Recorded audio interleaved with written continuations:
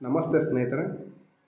ಉತ್ತರ ಪ್ರದೇಶದ ರಾಜ್ಯದ ಅಸ್ರಾತ್ ಅನ್ನುವಂಥ ಒಂದು ಜಿಲ್ಲೆಯಲ್ಲಿ ಬೋಲೆ ಬಾಬಾ ಅನ್ನುವಂಥ ಒಬ್ಬ ಬಾಬಾನ ಸತ್ಸಂಗದಲ್ಲಿ ಸುಮಾರು 121 ಜನ ಸತ್ಸಂಗ ಆದ ನಂತರ ಈ ಕಾಲು ತುಳಿತಕ್ಕೆ ಬಲಿಯಾಗಿ 121 ಜನ ಏನಾಗ್ತಾರೆ, ಸತ್ತೋಗ್ತಾರೆ.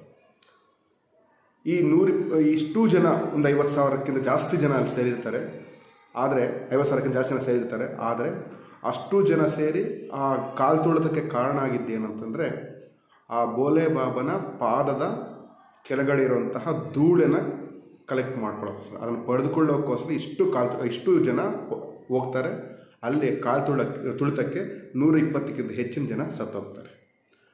ಇಷ್ಟು ಒಂದು ನಿದರ್ಶನ ನಮ್ಮ ದೇಶದಲ್ಲಿರುವಂಥ ಮೂಢನಂಬಿಕೆಗಳು ಎಷ್ಟು ಪ್ರಮಾಣದಲ್ಲಿ ಪ್ರಭಾವ ಬೀರ್ತಾವೆ ಅನ್ನೋದಕ್ಕೆ. Thank you.